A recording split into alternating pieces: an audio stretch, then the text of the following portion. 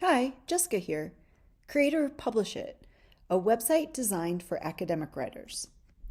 In this brief video, I'm going to talk about research ethics, specifically related to your collaborators. Let's start with transparent attribution. You want to give credit where it's due. Check out my November 3rd, 2025 blog post, Co-Authors and Acknowledgements, Who Deserves the Credit and How. Ethical publishing requires distinguishing between authorship-level contributions and other valuable contributions that belong in the acknowledgements.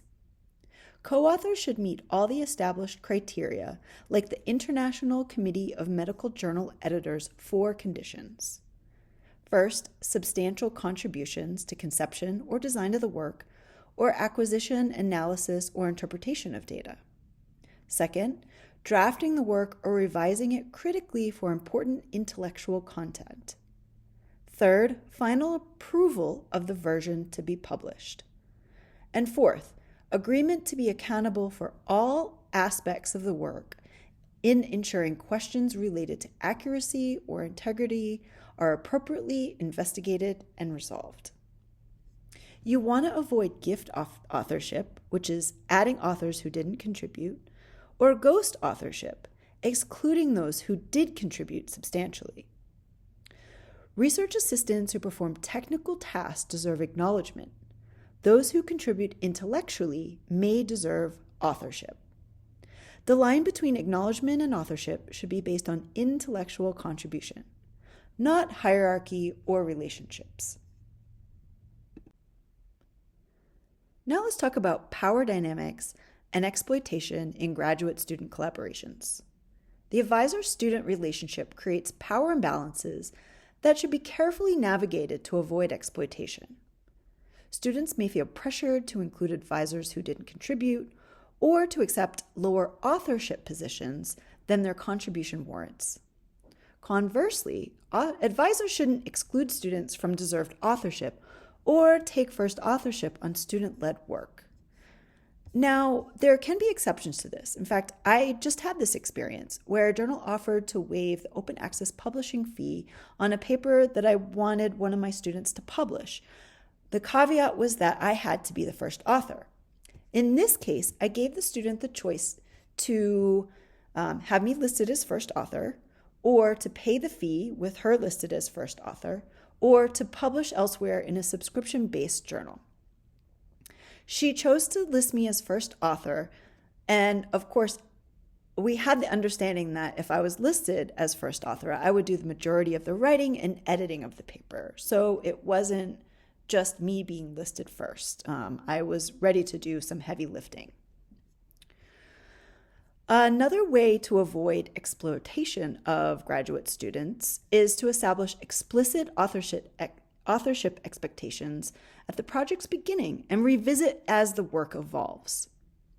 Students should have agency in authorship decisions about their own work, especially dissertation research, and that was certainly the case for me.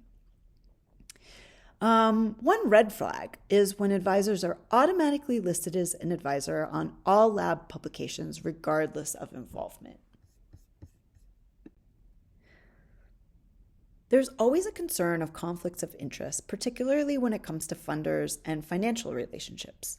Transparency about funding sources and funder involvement protects research integrity and strengthens readers' trust. Always disclose all funding sources, including industry sponsors, government grants, and institutional support.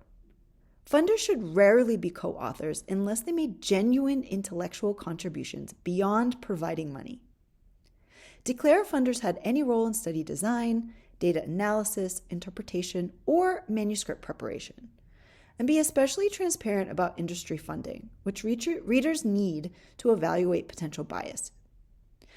I cannot understate the fact that hidden financial relationships undermine scientific credibility and can constitute research misconduct. On the other end of the spectrum is community-based research and the need to respect community participants as partners. Ethical research with communities requires moving beyond extractive models to genuine partnership and co-ownership. Community members who contribute only as research subjects belong in acknowledgements with appropriate consent. Community partners who contribute to study design, interpretation, or knowledge generation may deserve co-authorship.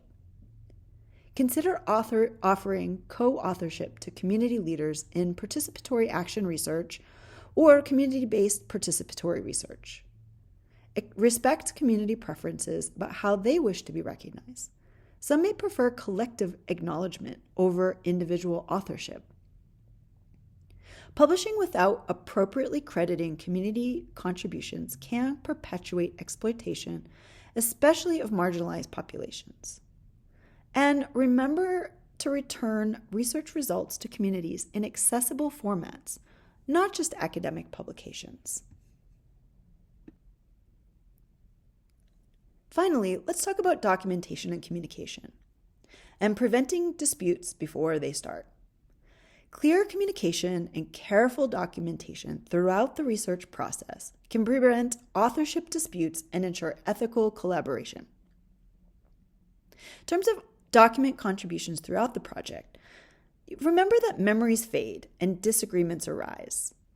You want to have explicit authorship conversations early. Ask who will be the authors. What is the expected order? What contributions warrant authorship? Revisit authorship agreements as the projects evolve. Contributions may change and agreements should be updated. Before submission, get written agreement from all co-authors on the author list, order, and their specific contributions. Use contribution taxonomy systems like credit, which is an author contribution statement published in the final paper. You can find this online. Use this to make roles transparent to readers.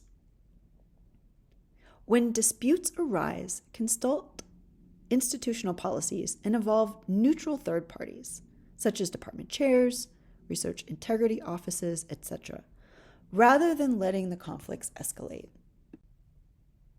Here's my final takeaway. Ethical publishing isn't just about avoiding misconduct. It's about building a research culture of fairness, transparency, and respect. When we get authorship and attribution right, we strengthen collaborations, advance careers equitably, and maintain the integrity that makes scientific knowledge trustworthy. This video complements Draft It, the essential 10-week workshop, a self-paced tutorial to draft your journal paper from abstract to conclusion. Draft It covers topics that include how to structure your journal paper, articulating your core argument, writing and refining your introduction and literature review, basic contents and organization, concluding, and finishing. Find the link in my bio. Thank you for watching this video. Check out my other videos on publishing your research in a peer-reviewed journal. Be sure to subscribe as I upload new content monthly.